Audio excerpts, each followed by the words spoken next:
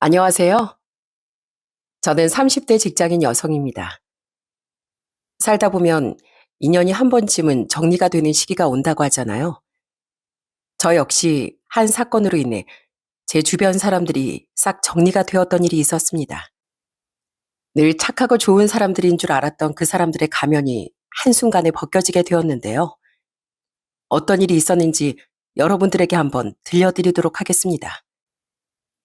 전 식당을 운영하시는 부모님 밑에서 자랐어요.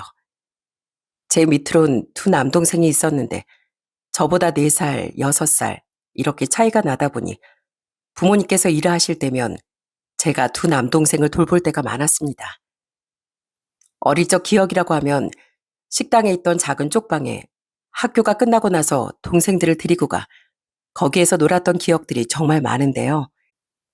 부모님은 아침 새벽부터 저녁 늦은 시간까지 하루도 빠짐없이 식당을 운영하셨고 그렇게 저희들을 키우셨습니다.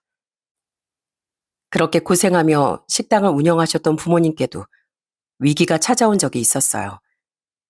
제가 중학교에 올라갔을 때였습니다. 좀 더 큰 식당으로 이전하려고 알아보셨던 부모님께서 부동산 사기를 당하셨던 거예요. 그때 집안 분위기는 정말 우울함 그 자체였습니다. 한동안 내내 모으셨던 전 재산을 그 사기로 다 잃으시곤 엄만 한동안 일어나지도 못하실 정도로 힘들어하셨어요.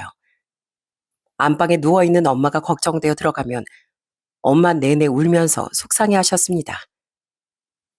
성은아, 이제 어쩌니? 이걸 어쩐다니? 그 돈 우리가 얼마나 애써서 모은 돈인데 이제 어떻게 사니? 가겐 계약 끝나면 빼겠다고 이미 다 얘기했는데 이제 우리 뭐 먹고 사니? 엄마, 너무 걱정하지 마. 경찰에서 그 사기꾼들 잡고 있다고 했잖아. 미안해, 성은아. 엄마가 진짜 미안하다. 니들 조금 더 좋은 환경에서 키우고 싶어서 욕심냈던 건데 정말 미안해. 결국 사기꾼들은 잡혔지만 불행하게도 돈은 다 돌려받지 못했습니다. 요즘도 부동산 사기가 정말 많이 일어나고 있잖아요. 그때 당시에도 지금처럼 부동산 사기가 많았는데 엄마 아빠는 그날 이후로 정말 뭘 하든 꼼꼼하게 서류부터 하나하나 체크하는 습관이 생기셨어요. 엄마 아빠는 한동안 정말 많이 힘들어하셨고 사기꾼들에게 겨우 돈을 조금 돌려받은 것으로 작게 시장에서 가게를 여셨어요. 전처럼 큰 식당은 아니었지만 엄마 아빠는 희망을 다시 품고 새로 시작하시겠다고 말을 하셨습니다. 성은아, 엄마랑 아빠가 앞으로 더 열심히 일할게.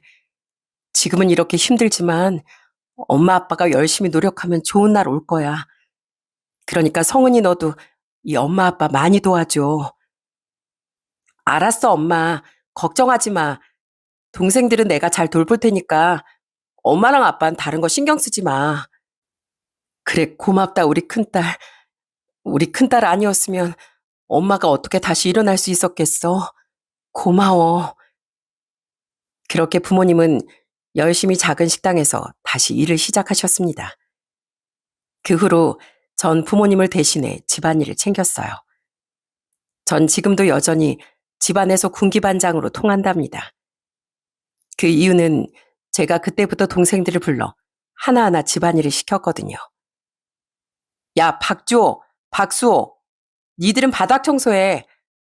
누난 화장실 청소할 테니까 얼른 일어나. 아유, 하기 싫은데.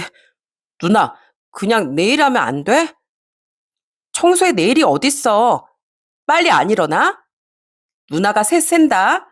하나, 둘. 아휴, 알았어, 누나. 일어났어. 그래, 바닥 청소 다 하면 누나가 아이스크림 사줄 테니까 빨랑해. 그렇게 두 남동생들의 군기를 잡으며 전 부모님을 도왔습니다. 사실 엄마가 손맛이 워낙 좋으셨기 때문에 식당은 어딜 가든 잘 될 수밖에 없었어요. 비록 작은 식당으로 오픈을 했지만 맛이 좋다 보니 입소문도 금방 나서 점점 식당은 잘 되기 시작했습니다. 점점 경제적으로 여유를 찾게 되었고 그렇게 부모님의 지원으로 대학까지 무사히 졸업을 할 수 있었어요.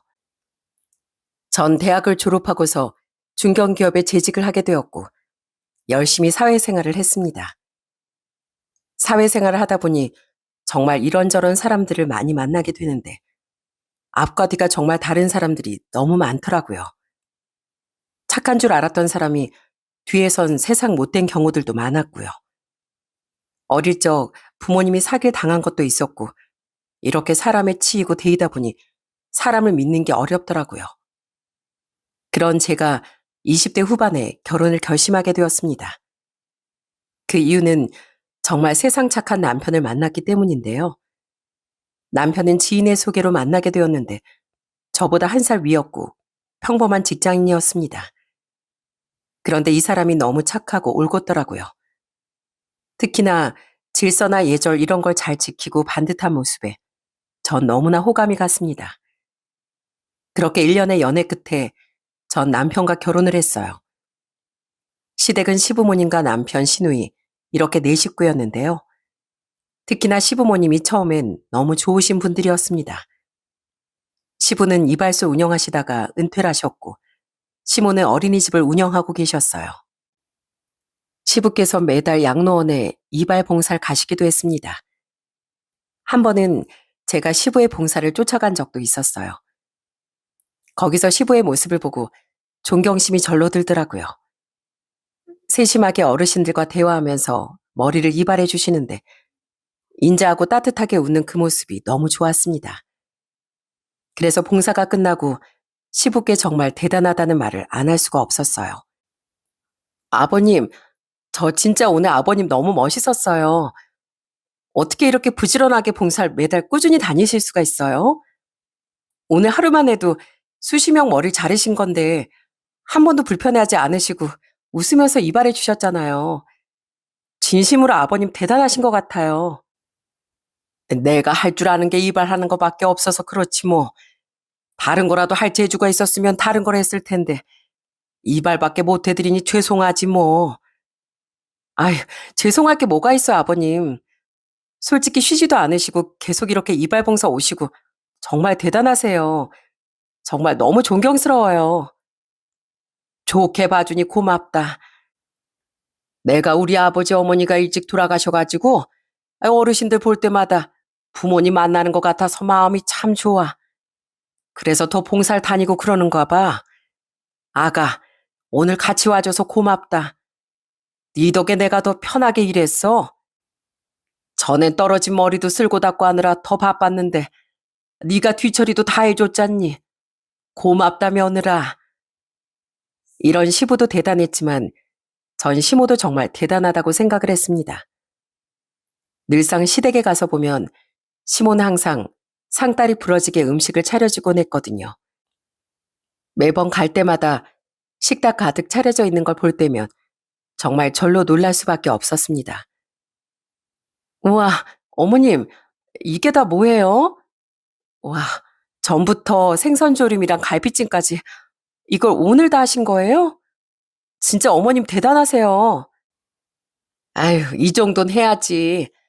밖에서 고생하는 양반 배부르고 등 따시게 하는 게 내 일인데 뭐. 아차, 이거 국간 좀 볼래? 내가 국간을 좀 잘 못 봐서 말이야. 자, 해봐. 어머, 어머님, 국간 완전 딱이에요, 딱. 너무 맛있는데요?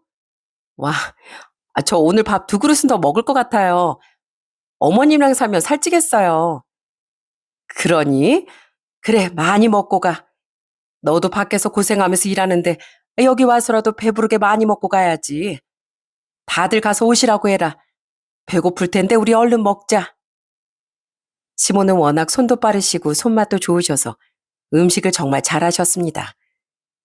그러다 보니 주변에서도 매번 음식에 대한 칭찬을 많이 받으셨고 시모 역시 자신의 음식 솜씨에 대한 자부심이 정말 강하셨어요. 특히나 매해 시모는 김장을 직접 하셨는데요. 결혼하고 첫 해 김장에 제가 참석을 했었는데 그 규모에 정말 깜짝 놀랐습니다. 거기 동네 아줌마들이 다 같이 모여서 시모 김장을 도와주러 왔더라고요. 새댁 왔어? 시어머니 김장한다고 하니까 왔구나? 정말 착하네. 오늘 근데 새댁 할 일이 없어. 우리가 언니 도와주러 왔거든. 안녕하세요. 아니, 근데 어떻게 다들 오늘 모이셨어요? 김장을 이렇게 크게 하는구나. 전 몰랐어요.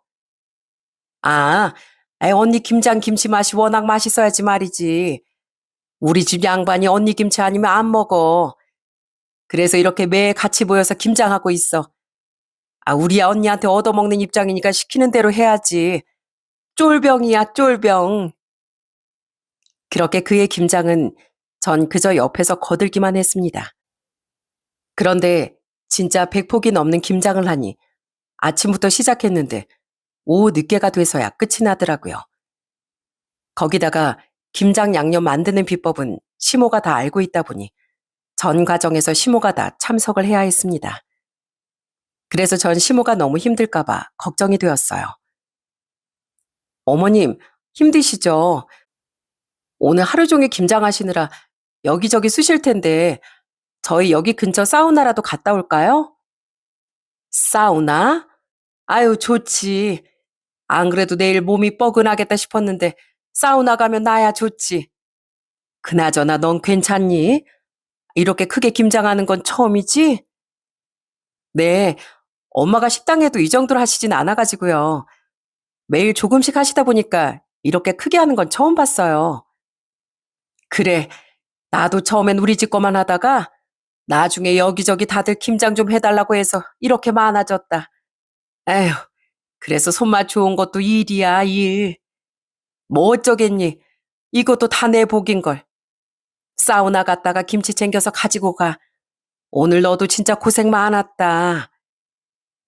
그렇게 시모와도 정말 잘 지내며 제 결혼 생활은 순탄하게 이어가는 듯 했습니다. 남편 역시 저희 집에 정말 잘했어요. 주말에 한 번씩 식당에 가서 남편이 서빙을 도와주기도 했거든요.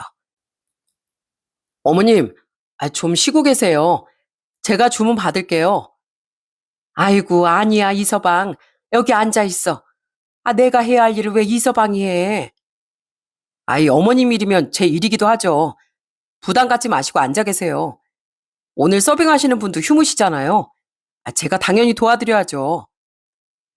내가 사위하는 아주 잘 뒀네, 잘 뒀어. 아들들은 자기들 바쁘다고 한번 도와주러 안 오는데 사위 덕에 내가 너무 든든해. 그렇게 늘 착하고 성실한 남편과의 사이에서 전 두 아들을 낳게 되었습니다. 이렇게 행복한 순간들이 오래오래 갈 거라고 생각을 했어요. 그런데 그건 다 제 착각이었던 것 같습니다. 어느 순간부터 서서히 시댁 식구들은 달라지기 시작했어요. 애들을 낳고 나서 휴직을 해 집에서 쉬고 있는데 어느 날 갑자기 누가 집으로 찾아온 거였습니다. 9시도 되지 않은 이른 시간이라 도대체 누군가에서 봤더니 다름 아닌 시모였어요. 너무 놀라서 바로 문을 열었는데 시모 손엔 잔뜩 음식들이 들려 있었습니다. 아유, 뭐 하느라 문을 이렇게 늦게 열어. 자, 이거 일단 받고, 아유, 집안 꼴 좀 봐라. 청소는 좀 하고 사니? 이게 뭐야? 그래, 애들은. 큰애는 어린이집 가고 작은애는 아직 자고 있어요. 근데 어머니 무슨 일로? 일은 무슨. 보니까 우리 아들이 요즘 피직도 못 먹는 것 같길래 반찬 좀 쌓았다. 그래도 바깥일 하는 사람 집에서 밥이라도 잘 챙겨 먹여야지. 니들 맨날 배달 음식 먹고 대충 때우고 그러는 거 아니야? 아니에요. 아침도 잘 먹고 챙겨주는데요, 뭘. 그러면서 시모는 바로 부엌으로 들어가 냉장고부터 열어보시더군요. 그러더니 잔뜩 쌓여있는 반찬통들을 하나하나 확인하기 시작했습니다. 어머님, 보세요. 저희 반찬도 다 해먹고 잘 먹고 있어요. 저희 엄마가 자주 오셔서 밥도 해주시고, 그러니까 걱정하지 마세요. 어머님 걱정되셔서 오신 거예요? 에휴, 그래도 내 아들은 평생 내 밥만 먹고 살았는데 엄마 밥도 먹고 싶을 거 아니냐. 그래서 내가 이렇게 반찬해 왔으니까 오늘은 내 반찬 먹이거라. 처음엔 뜬금없이 시모가 왜 왔는지 이해가 되지 않았습니다. 그래도 한 달에 한두 번은 시댁에 가서 애들 얼굴도 보여주고 밥도 먹고 오는데 갑자기 왜 저러시는가 싶었어요. 한참을 저희 집에 있었던 시모는 점심을 드시고서 댁으로 돌아가셨습니다. 그날 저녁 남편이 오고서야 왜 시모가 우리 집에 뜬금없이 찾아왔는지 그 이유를 알게 되었어요. 여보, 오늘 아침에 어머님이 갑자기 오셔가지고선 반찬 이렇게 다 주고 가셨어. 당신 요즘 먹는 게 부실한 것 같다면서 이거 저녁에 먹이라고 하시던데? 근데 갑자기 왜 그러시는 거지? 당신이 어머님한테 뭐라고 말한 거야? 아, 참, 엄마도 진짜. 신경 쓰지 마. 별일 아니니까. 뭐가 별일이 아니야? 평소에 우리 집에 잘 오시지도 않으셨는데 갑자기 오신 거 보면 당신이 뭐라고 했어? 아니, 그게 아니라 난 그냥 장모님이 우리 잘 챙겨준다고 그러니까 걱정하지 말라고 하는 말이 장모님 김치 있잖아. 파김치며 꼬들빼기며 김장김치며 다 맛있다고 내가 그랬거든. 아, 괜히 내가 그런 말을 했나 봐. 뭐? 어머님 음식에 자부심 대단하신 거 알면서 왜 그런 말을 해? 아, 난 그냥 별 뜻 없이 한 말인데 일단 내가 잘 얘기할 테니까 신경 쓰지 마. 생각 없는 남편은 음식에 자부심이 대단한 시모에게 저희 친정엄마 음식 솜씨를 마구 자랑한 거였어요. 그 말을 듣고서 시모가 부하가 났는지 바로 반찬을 바리바리 싸들고 온 거였어요. 그 사실을 알고서 전 너무나 당황스러웠습니다. 그동안 사실 시모와 큰 트러블 없이 잘 지내왔었는데 이 일로 뭔가 틀어진 느낌이 들었거든요. 그런데 이날부터 시모의 이상한 시집살이가 시작됐어요. 한 번은 시댁에 내려갔는데 애들 옷차림 가지고 하나하나 꼬투리를 잡기 시작했습니다. 아유, 너네 애들 옷을 좀 고급스럽게 입혀야지. 왜 맨날 추리닝만 입히고 다니니? 이렇게 입히니까 인물도 안 살고 꾀죄죄하잖아. 어머님, 애들이 이제 걷고 기고 온갖 거 다 만지고 다니는데 불편하게 입히면 애들도 불편해하고 움직이기 힘들어해요. 그래서 편하게 입히고 다니는 거예요. 아무리 그래도 밖에 나올 땐 좀 잘 챙겨서 입혀야지. 남들이 보면 뭐라고 하겠어? 넌 네가 옷 대충 입으니까 애들까지 대충 입히는 거야? 그리고 너도 이젠 좀 옷 좀 예쁘게 입고 꾸미고 다녀라. 아무리 애 엄마라지만 화장도 잘 안 하고 맨날 편한 옷에 요즘 애 엄마들은 늘씬하게 잘 꾸미고 다닌다던데 넌 어째 영 꾸미질 않는구나. 어머님, 저도 그러고 싶죠. 근데 아이 피부가 예민해서 잘못하면 화장품 때문에 트러블 생기기도 하고요. 애들 보려면 저도 옷 편하게 입을 수밖에 없어서요. 아니, 시어머니가 뭐라고 하면 네, 잘 알겠습니다 해야지. 넌 꼭 내 말에 반박하더라. 그런 시모의 말을 막은 건 남편도 아닌 시부였습니다. 남편은 옆에서 묵묵부답 가만히 앉아만 있는데 시부가 나서서 시모에게 뭐라고 하셨어요. 당신, 당신이나 좀 잘해. 며느린 잘하고 있구만. 당신은 뭐 애들 키울 때 안 그랬어? 손주들도 가서 좀 봐주고 데리고 와서 봐주기도 하면 며느리가 알아서 꾸며서 밖에도 나가고 그럴 거 아니야. 한 번을 힘들다고 봐주지도 않으면서 말만. 아니, 당신은 왜 그렇게 말해? 나라고 손주들 안 보고 싶어서 그래? 멀리 살아서 그렇잖아, 멀리. 그리고 지금 내가 놀아? 어린이집 운영하는데. 그리고 얘네 집 가까이 친정이 살고 있는데 당연히 친정엄마가 봐주면 되지. 멀리 사는 내가 봐줄 필요가 뭐가 있어? 당연한 게 어디 있어? 사돈은 지금 식당 하면서 바쁘게 지내면서도 애들도 봐주신다는데 당신은 남의 애들도 잘 봐주면서 손주들 좀 봐주면 좀 좋아? 허구한 날 꾸며가지고 동네 사람들이랑 놀러 갈 생각만 하고 있고 아들 며느리 도울 생각은 하나도 안 들지? 그렇게 시부가 말을 하자 시몬 더 이상 말은 하지 않고 기분이 나쁜지 입만 삐죽삐죽 대셨습니다. 사실 결혼하고 몇 해는 시모도 상다리 부러지게 음식 차리고 대접도 해줬지만 남편도 결혼해 나가 살고 시누이도 독립해 나가 사니 어느 순간부턴 음식도 잘 하지 않고 매번 저희가 갈 때마다 밖에서 밥을 먹었거든요. 그러다 보니 시부께서도 시모의 행동이 마음에 들지 않으셨던 것 같습니다. 그렇게 시모가 집안일에 손을 놓기 시작하니 시댁은 김장도 안 하시더라고요. 그래서 한 번은 친정엄마가 시댁에 가져다 주라며 김장김치랑 파김치, 깍두기를 싸준 적이 있었어요. 이것저것 김치들을 싸들고 시댁에 갔더니 시모가 정말 좋아하셨어요. 어머님, 이거 저희 엄마가 이번에 김장하신 건데요. 어머님, 아버님 좀 드시라고 싸주셨어요. 어머, 그러니?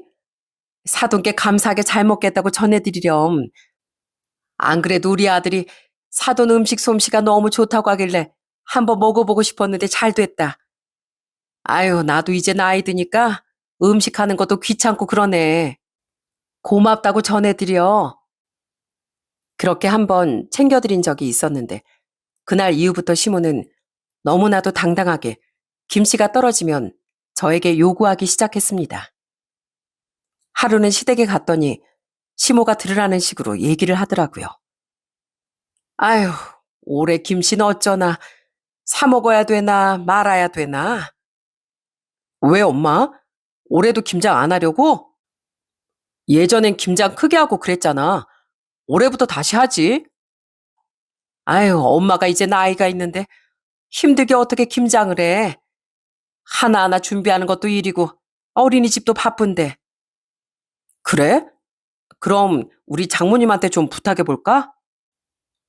어머, 그럴래? 하긴 이 사돈은 장사하시니까 매번 김장하실 거 아니야. 한 포기만 좀 더 해가지고 얻어오면 되겠다, 얘. 저는 남편과 시모가 하는 말을 듣고 진짜 어처구니가 없더라고요. 떡 줄 사람은 생각도 안 하는데 김칫국부터 마시고 있는 꼴을 보자니 너무 화가 나더군요. 그래서 집으로 돌아가는 길에 전 바로 남편에게 화를 냈습니다. 여보, 어머님한테 그런 말 하면 어떡해. 우리 엄마 뭐 안 힘들어? 안 그래도 식당 하는 것도 힘들다 지치다 하시는데 거기다가 김치까지 더 해달라고 한다고? 에이, 그냥 장모님한테 조금만 더 해서 달라고 하면 되지. 그리고 장모님 요즘 매번 우리 김장김치도 다 해주시잖아. 거기서 조금 덜어서 우리 집 가져다 주면 되는 거 아니야? 뭐? 우리 엄마가 그러려고 우리 집에 반찬 가져다 주는 거야? 그런 거 아니잖아. 아유, 알았다, 알았어. 안 그러면 되잖아. 뭘 그렇게 화를 내? 난 그냥 장모님한테 받는 거 있으니까 겸사겸사 그럼 되겠다는 건데 뭘 그렇게 역정까지 내. 그러면서 또 대수롭지 않게 넘기려는 남편의 태도가 너무 마음에 들지 않았습니다. 그날 이후로 남편이 뭐라고 다시 얘기를 했는지 시모는 더 이상 김치 얘긴 꺼내지 않더라고요. 그런데 결혼한 지 5년 차 때부터 남편의 태도가 슬슬 이상해지기 시작했습니다. 어느 날부턴가 야근하는 날도 많아지고 회식이라며 늦게 오는 날도 많아졌어요. 하루는 남편이 회식을 한다며 늦게 들어온다고 전화가 왔었습니다. 그래서 애들을 먼저 재우고 거실에서 남편을 기다리고 있었는데 아무리 기다려도 남편이 오질 않더라고요. 12시가 다 되어 전화를 해봤더니 전화도 받지 않길래 결국 거실 소파에서 잠이 들어버렸습니다. 그러다 현관 비밀번호가 눌리는 소리에 잠에 깨보니 그때가 새벽 3시였어요. 한 소리 해야 되겠다 싶어 남편을 기다리는데 집으로 들어온 남편이 너무나도 멀쩡한 거였어요. 당신 지금 시간이 몇 시야? 지금까지 대체 뭐 했어? 뭐야, 당신 아직 안 자고 있었어? 뭐 하긴 회식하니까 술 마셨지. 술? 술 마신 사람이 술 냄새 하나 안 나고 이렇게 멀쩡해? 새벽 3시까지? 아니, 술 마시다가 잠깐 잠들었어. 깨자마자 온 거라고. 술 냄새가 안 나긴 뭐가 안 나. 아유, 나 피곤해. 들어가서 잘 테니까 내일 얘기해. 그러면서 들어가는 남편은 정말 술 냄새가 하나도 나지 않았어요. 회식을 그 시간까지 했다면 온갖 음식 냄새며 술 냄새가 뒤범벅이어야 하는데 그냥 방금 식기라도 한 것처럼 별다른 냄새가 나지 않더라고요. 그것뿐만이 아니었습니다. 한 번은 동창 부모님이 돌아가셔서 지방에 좀 다녀와야 되겠다고 하더라고요. 그러면서 하는 말이 너무나 수상했어요. 나 지방 좀 다녀와야 될 것 같아. 내 친구 수찬이 알지? 걔네 아버지가 돌아가셨다네? 아버지가 사시는 곳이 지방이라서 갔다가 바로 오긴 힘들고 내일 저녁쯤 올 것 같아. 수찬 씨 아버지? 수찬 씨 아버지 작년에 돌아가신 거 아니었어? 그래서 당신 작년에 지방에 갔다 왔었잖아. 아이, 무슨 소리야. 당신이 잘못 들은 거겠지. 내가 내 친한 친구 아버지 장례식을 거짓말하겠어? 당신이 잘못 들은 거야. 하여튼 간에 당신 기억력은 알아줘야 한다니까. 좀 내 말을 제대로 좀 기억해. 아니, 맞는데? 내가 그래서 수찬 씨랑 통화도 했던 기억이 있는데? 아이, 참. 뭐 내가 다시 수찬이랑 통화시켜줘? 진짜 당신 고집도 정말. 나 당신이랑 이런 일로 입씨름하기 싫으니까 그냥 그렇게 알아. 아무리 생각해도 제가 기억하고 있는 게 맞는데 무조건 아니라며 화를 내는 남편을 보니 처음엔 제가 잘못 기억을 하고 있는 건가 싶었습니다. 그리고 한 번은 애들이랑 놀러 가려고 주말에 펜션을 예약하려고 했어요. 예약을 하면서 문자를 남편 핸드폰으로 가도록 해놨는데 확인하려고 남편 핸드폰을 보니 비밀번호가 걸려 있더라고요. 그래서 이걸 풀어달라고 남편에게 말을 했는데 그 반응이 영 이상한 겁니다. 여보, 이것 좀 풀어줘. 아니, 전에 쓰던 비밀번호는 안 쓰는 거야? 왜 지문으로 해놨대? 어? 아, 비밀번호 누르는 게 불편해서 요즘은 다 지문으로 하잖아. 이게 편하기도 하고. 근데 왜? 아니, 우리 펜션 가는 거 있잖아. 그거 문자 확인해 보려고. 아, 내가 할게, 내가. 내가 할 테니까 당신 신경 쓰지 마. 어? 아니야, 내가 직접 확인해 볼게. 잘 예약됐나 봐야지. 아, 내가 예약했는데. 아이, 내가 한다니까. 그냥 내가 이따가 할 테니까 그냥 놔둬. 그렇게 남편의 수상한 행적들이 조금씩 쌓여가고 있을 때쯤 결정적인 사건 하나가 터지고 말았어요. 하루는 며칠 동안 출장에 다녀온 남편이 일찍 잠에 들었던 날이었습니다. 애들을 재우고 방에 들어오니 이미 남편은 골아 떨어져 있더라고요. 그런데 갑자기 남편이 잠꼬대를 하는 거 있죠? 아휴, 민경아, 난 너밖에 없어. 민경아, 도대체 민경이가 누군지 저랑 이혼을 한다고 얘기하는 걸 딱 듣는 순간 촉이 바로 확 왔습니다. 이 사람 분명 다른 누군가를 만나고 있구나 싶어 전 바로 남편 휴대폰을 열어봤어요. 전 남편의 손을 잡아 지문으로 핸드폰을 열었고 바로 메시지며 SNS며 싹 다 살펴보기 시작했죠. 그런데 뭐 특별하게 이상한 건 없더라고요. 사진도 수상하게 저장된 것도 없었고 메시지도 모르는 사람과 나눈 것도 아무것도 없었고요. 그냥 내가 착각을 한 건가 싶던 그 순간 휴대폰에 내비게이션 어플이 딱 눈에 들어왔어요. 그렇게 휴대폰 내비를 켜봤는데 바로 자주 가는 장소가 딱 있더라고요. 전 그 장소를 저장해 찾아봤습니다. 그곳은 한 빌라였어요. 차 블랙박스도 확인을 해보니 저한테 회식이다 늦는다, 모임이다 했던 날 모두 거길 갔더라고요. 시댁도 아니고 친구들 집도 아닌 것 같은데 도대체 여길 왜 자주 갔을까 싶었습니다. 그리고 며칠 후 남편은 또 친구들과 약속이 있다며 늦게 집에 온다고 통보를 해왔어요. 전 그날이 디데이라고 생각을 했습니다. 애들이 친정에 다 맡기고서 전 바로 그 장소로 향했어요. 가서 봤더니 원룸촌인지 우편함이 잔뜩 있었는데 딱 한 곳에서 남편이 말한 그 민경이란 이름의 우편물이 있었습니다. 그때 정말 발끝에서 머리끝까지 소름이 돋는데 머릿속이 하얘지면서 이걸 어떻게 해야 하나 싶더라고요. 손발은 덜덜 떨리고 설마 하면서 밖에서 남편을 기다리고 있는데 얼마 시간이 지났을까 남편이 드디어 그곳에 나타났습니다. 그것도 한 여자와 다정하게 팔짱을 끼고서요. 그 모습을 보고서 전 바로 그 두 사람 앞에 달려가 소리를 쳤어요. 야, 니들 뭐야? 당신 뭐야? 어? 여보, 당신이 여긴 어떻게... 어떻게? 당신 지금까지 이 여자 만나고 있었어? 그동안 나한테 거짓말하면서 딴 여자 만나고 있었냐고? 아니, 그게 아니라, 그게. 남편은 무척이나 당황스러워했는데 이상하게 옆에 있던 여잔 무슨 일인가 아무것도 모른다는 표정을 하고 있더라고요. 그러면서 저한테 하는 말을 듣고 전 할 말을 잃을 수밖에 없었습니다. 누구세요? 오빠 아는 사람이야? 여보라니.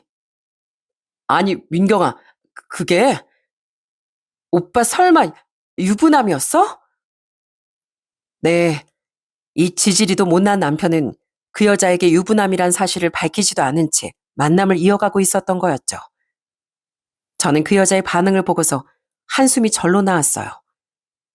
철없는 이 자식으로 인해 두 여자가 피해를 보는구나. 그땐 그렇게 생각을 했습니다. 그래서 바로 남편 옷깃을 잡아 끌면서 말을 했어요. 이 미친 자식, 어디 할 게 없어가지고 사람을 속여? 야, 이 자식아, 네가 사람이야? 사람이냐고. 어디 가정도 있는 남자가 속이고 딴 여자를 만나? 어? 너 일로 와. 당장 일로 오라고. 여보, 이거 놔. 놓고 얘기해, 놓고. 민경아, 내가 진짜 얘기하려고 했는데, 민경아, 그게. 오빠, 진짜 다신 나 찾아오지 마. 민경아. 그렇게 그 여잔 남편을 매몰차게 버리고 집으로 들어가 버렸고, 남편은 그 여자를 애초롭게 부르더라고요. 그 모습을 보면서 정말 어처구니가 없고 너무 열불이 났습니다. 미안해서인지 아니면 그 여자에게 사실이 들통났다는 게 슬퍼서였는지 남편의 기가 푹 죽은 채로 집까지 오더라고요. 전 그렇게 집으로 온 남편에게 따져 물었습니다. 언제부터야? 도대체 언제부터냐고? 밖에서 이러면서 딴짓하고 돌아다녔어? 애들 보기 창피하지도 않았어? 아니, 어떻게 날 배신할 수가 있어? 도대체 뭐하고 다니는 거냐고? 여보, 내가 정말 잘못했어. 내가 진짜 미쳤었나 봐. 그냥 난 재미로 만났던 건데. 뭐? 재미? 넌 재미로 죄 없는 두 여자 이렇게 속이니? 언제부턴데? 대체 언제부터냐고? 바른 대로 말 안 해? 그게 그때 친구들이랑 재미로 나이트를 갔는데 거기서 만났어. 거기서 만나가지고 몇 번 보다 보니까 자꾸 나한테 만나자고 하길래 난 그냥 내가 좋다고 해서 그래서 나한테 거짓말하고 여태껏 그 여자를 만났다고? 네가 진짜 인간이야? 어? 집에서 생고생하면서 애 보는 난 생각도 안 해? 당신이 어떻게 아빠야? 당신이 어떻게 남편이냐고? 미안해, 여보. 내가 진짜 미안해. 어? 정말 미안해. 내가 이렇게 빌게. 애들을 봐서라도 제발 나 좀 용서해줘.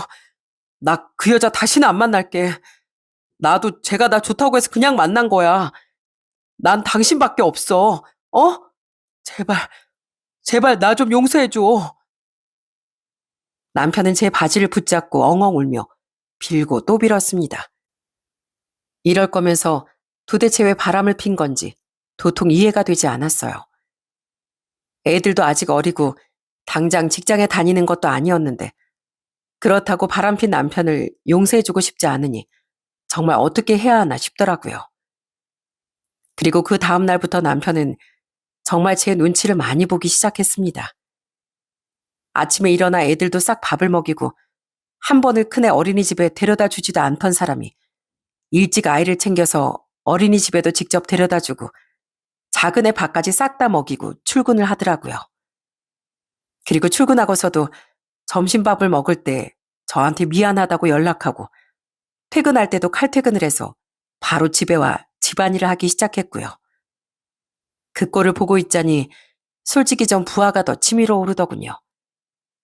이렇게 할 수 있는 사람이 그동안 집안일을 하나도 손도 대지 않고 애들도 제대로 안 보고 밖에서 딴짓을 했다는 게 점점 더 용서가 되지 않았습니다. 그렇지만 애들이 무슨 죄가 있겠어요? 아직 애들도 어리고 아빠를 많이 따르니 한 번쯤은 그냥 넘어가야 하나 그렇게 고민을 하고 있었습니다. 그렇게 이혼에 대한 마음이 반반으로 기울어지고 있을 때쯤 전 그래도 남편과 한 번쯤 얘기를 해야 할 것 같아 남편 회사 점심시간에 맞춰 남편 회사를 찾아갔어요. 그런데 점심시간 때 남편 팀원들은 죄다 나오는데 남편은 꼴이 보이질 않는 겁니다. 저를 알고 있던 한 직원이 절 발견하더니 반갑게 인사를 하더라고요. 어? 이 팀장님 아내분 맞으시죠? 저 이 팀장님 후배예요. 그때 집들이에서 한번 뵀었잖아요. 근데 여기까지 웬일로 이 팀장님 오늘 반차 내시고 아까 퇴근하셨는데? 어머, 그래요? 아, 엇갈렸나 봐요. 나도 연락을 안 하고 왔는데. 알겠어요. 고마워요. 저는 그 직원의 말을 듣고서 바로 남편에게 전화를 걸었습니다. 전 당연히 남편이 저한테 또 사과를 하려고 반차를 냈구나 생각을 했어요. 그런데 남편이 전화를 받더니 하는 말을 듣고서 정말 까무러치는 줄 알았습니다. 여보, 이 시간에 웬일이야? 어? 아, 여보, 어디야? 나? 나 회사지. 점심 먹으러 가려고. 왜? 무슨 일 있어? 여보, 내가 지금 좀 바빠서 나 끝나고 바로 집에 갈게. 분명 반차를 내고 퇴근했다던 남편이 거짓말을 한다는 게 너무나 수상했습니다. 그리고 전 그 말을 듣고 정신을 차리고서 어디론가 향했어요. 그곳은 바로 그 상간녀가 살던 그 집이었습니다. 전 그 자리에서 본 광경을 보고 제 마음을 굳게 다질 수밖에 없었어요. 손발이 부들부들 떨리며 서 있던 그 순간 한 통의 전화가 걸려왔습니다. 그건 바로 시모였어요. 예, 애미야. 너 요즘 통 전화도 없고 시댁에 너무 관심을 안 두는 거 아니니? 어머님, 저 지금 바빠서요. 아, 집에만 있는 내가 바쁘게 뭐가 바빠? 집에서 펑펑 놀면서 바쁜 건 우리 아들이지. 그나저나 나 오늘 김치통 10개 니네 집으로 보냈다. 네? 김치통 10개를요? 그래. 아, 이제 김장할 때가 아니니. 네가 하도 우리 신경 안 쓰는 것 같아서 내가 이번엔 김치통 10개 보냈으니까 김치 종류별로 꽉꽉 채워서 보내라. 너희 엄마 이번에도 김장하시지? 저번처럼 코딱지만하게 보낼까봐 이번엔 10개 보냈으니 알아서 잘 채워서 보내거라. 우리 아들이 밖에서 그렇게 고생하는데 집에서 노는 딸내미 때문에 니네 엄마가 얼마나 우리한테 미안하겠니? 그러니까 좀 잘 넣어서 보내달라고 해. 전 시모의 그 전화를 받고서 참았던 분노가 한 번에 폭발하고 말았습니다. 뭐라고요? 아니, 안 그러니? 너네 좀 나았다고 일도 안 하고 집에서 띵가띵가 놀고 있잖아. 우리 아들이 벌어다 주는 돈으로 펑펑 쓰면서 생활하고 있으니 네가 안 되면 너희 엄마라도 보답을 해야지. 그 잘난 아들 너한테 줬는데. 네, 잘 알겠습니다. 김치통이요? 네, 꽉꽉 채워서 보내드리죠. 감사합니다. 통에 제 마음 담아 보내드릴게요. 어머님 덕분에 제가 위자료 잘 쓸 것 같네요. 뭐? 너 지금 뭐라고 하는 거니? 아니에요, 어머님. 제가 보내드리는 거 잘 받으세요. 그렇게 전 전화를 끊고 바로 그 상가녀의 집으로 향했습니다. 우편물을 봤던 기억이 있어 전 그 상가녀가 살고 있는 원룸 호수를 바로 알 수 있었거든요. 집 앞으로 가 초인종을 누르니 그 안에서 낯익은 목소리가 들렸습니다. 그건 바로 남편의 목소리였어요. 네, 나가요. 아, 빨리 오셨네. 어, 어? 여보. 오빠, 벌써 봐봤어? 상의도 탈의한 채 반바지만 입고 나온 남편과 안에서 있던 상간녀가 하는 말을 듣고 전 분노를 표출할 수밖에 없었어요. 넌 여기가 회사냐? 여보. 아니, 아니, 그게 아니라? 야, 네가 지금 무슨 꼴로 있는 줄이나 알아? 진짜 하다하다 별 쓰레기 짓을 다 하고 있네. 야, 너 그냥 꺼져. 진짜 너 같은 놈 한 번 더 기회 줘볼까 생각했던 내가 미쳤지. 너 그냥 여기서 평생 살고 다시 내 눈앞에 나타나지 마. 아니, 여보, 그게 당황하는 남편을 보면서 그 상간년 진짜 끝까지 당당하게 굴더라고요. 오빠 이혼한다며? 왜 그렇게 쩔쩔매? 아줌마, 오빠 아줌마랑 이혼한대요. 아줌마 등살에 못 살겠다고 하던데요. 여기까지 어떻게 찾아오냐. 아우, 창피하지도 않은가 봐. 뭐? 창피? 야, 넌 뻔히 유부남인 거 알면서 만나는 건 안 창피하냐? 남의 가정 파탄 낸 건 너야, 너. 됐고, 난 저 재활용도 안 되는 사람 데리고 살 생각 없거든? 끼리끼리 재활용도 안 되는 사람들끼리 알아서 사시고요. 어디 그렇게 낯짝 끝까지 당당하게 들이밀 수 있는지 내가 한번 지켜볼게. 여보, 여보, 여보? 그 더러운 입에서 여보란 소리가 아직도 나오니? 그나마 애 아빠라고 한번 봐주려고 했던 기회 네가 다 날렸어. 아, 그리고 이거 동영상으로 다 찍어놨거든? 발뺌할 생각하지 마라. 알았어? 그렇게 전 두 사람에게 통보를 하고 집으로 왔습니다. 집에 와보니 시모가 보낸 김치통 택배가 현관 앞에 쌓여 있더라고요.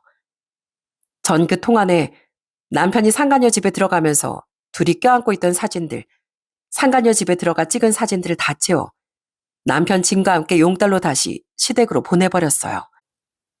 남편에겐 짐을 시댁으로 보냈으니 집에 한 발자국도 들어올 생각하지 말라고 으름장을 넣었고요. 그리고 그날 저녁 시댁은 난리가 났더라고요. 모든 사실이 밝혀지고서 시모는 저에게 계속해서 전화를 했습니다. 받아야 하나 말아야 하나 고민을 하다가 전화를 받게 되었어요.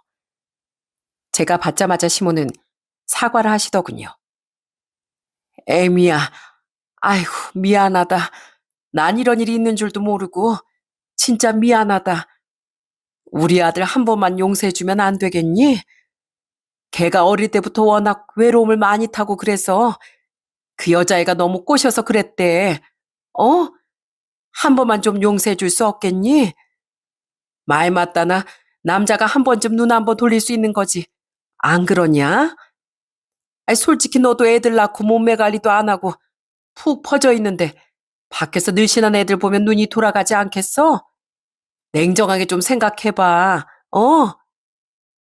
냉정하게요? 네, 저 냉정하게 이혼하겠습니다. 남편이 결혼하고서 뭐 멋진 줄 아세요? 전 그래도 애라도 낳았죠. 근데 남편은 똑같은데 관리도 안 하고 배도 나오고 피부도 엉망인데 그건 왜 그러는 건데요? 그럼 저도 한 번쯤 눈 돌려도 되는 거네요? 아니, 그런 뜻이 아니라 다신 연락하지 마세요. 어머님 덕분에 냉정하게 제 마음 딱 굳혔습니다. 위자료 잘 받을게요. 그 잘난 아들 평생 끼고 사세요. 그렇게 전 남편과 이혼 소송, 상간녀 소송까지 모두 진행을 했습니다. 워낙 증거도 확실하다 보니 소송은 어렵지 않았어요. 처음엔 애들 양육권을 주장하던 남편은 그 상간녀와 살림을 차리겠다고 생각했는지 나중엔 양육권도 양보를 했습니다. 진짜 그걸 듣고서 어쩜 부정도 저버린 그런 인간이었는지 이혼하길 잘했구나 싶더라고요. 애들이 어려 3개월 숙려 기간 끝에 양육권도 제가 가지고 올 수 있었고 재산 분할도 유리하게 받을 수 있었어요. 그리고 남편에게도 상간녀에게서도 1,500만 원의 위자료를 각각 받을 수 있었어요. 그렇게 이혼이 끝이 나고서 얼마 못 가 들린 얘기에 전 깔깔 웃을 수밖에 없었습니다. 전 시댁에 무슨 일이 있었는지 아세요? 한번 전 시모가 그 상간녀를 보겠다며 집으로 불렀던 모양이더라고요. 그런데 상간녀는 전 남편을 만나던 당시에도 짧은 치마에 가슴이 훤히 드러나는 옷을 입고 다녔었는데 그때도 그 차림으로 갔던 모양이었습니다. 그걸 보고서 전 시모가 기겁을 해서 반대를 하니 와, 그 상간녀도 보통이 아닌 여자였더라고요. 전 시모가 울면서 저한테 전화와 하소연을 하는데 그 얘기를 듣고 진짜 웃음이 절로 나올 수밖에 없었죠. 걔가, 아유 글쎄 걔가 나한테 뭐라고 했는 줄 아니? 자기도 속았대 글쎄. 미혼인 줄 알고 만났는데 마음이 커져서 자기도 상간녀가 된 거라는데 참. 헤어지는 대신 자기한테 위자료 대신 내주고 1,000만 원을 더 얹어달라더구나. 안 그러면 아들 회사도 쫓아가서 소문내고 우리 어린이집에도 가서 소문낼 거라고 협박을 하는데 아휴, 내가 진짜 무슨 죄를 지어서는. 에미야, 내가 정말 벌을 받나 보다. 미안하다, 에미야. 내가 진짜 미안하다. 그렇게 상간녀의 위자료는 모두 시모인지 남편인지 두 사람의 주머니 속에서 나온 거였어요. 거기다가 1,000만 원까지 더 뜯겼다고 하니 상간녀가 진짜 어마어마했구나 싶었어요. 처음엔 그 말을 듣고 코웃음을 쳤는데 실제로 상간녀가 남편 회사에도 찾아가고 시모 어린이집에도 찾아가 피켓 시위를 하려고도 시도를 했나 보더라고요. 그걸 보고서 두 사람은 기겁해서 상간녀가 원하는 걸 들어준 것 같았습니다. 전 시모도 20년간 했던 어린이집이 그 일로 망할까봐 전전긍긍했는지 사건이 다 끝나고 나서 저한테 이렇게 토로하는데 진짜 어처구니가 없더라고요. 그 상간녀라는 여자는 솔직히 소송하다 보니 안 사실이었는데 직업도 백수에다 뭐 아무것도 없었는데 그래서 다들 쉽게 봤던 것 같은데 진짜 요즘 젊은 애들 무서운 줄 몰랐는지 아주 제대로 시댁 식구들이 당한 것 같습니다. 그러면서 전 시모는 후회의 말을 하기도 하더라고요. 에미야, 내가 진짜 미안하다. 그 여자애하고 널 비교하니까 네가 훨씬 낫더라. 정말 미안하다. 내가 이렇게 사과하마. 절 대체 왜 그 상간녀하고 비교를 하세요? 비교할 급도 아니지 않나요? 아직도 정신 못 차리신 거예요? 아니, 그게 아니라 난 몰랐어. 우리 아들이 바람 피우고 있다는 거 정말 몰랐다. 우리 손주들 정말 어떻게 하니? 나 우리 손주들 못 보면 못 산다. 못 살아. 사람이 살다 보면 실수할 수도 있잖니. 어? 한 번만, 네가 좀 한 번만 용서해다오.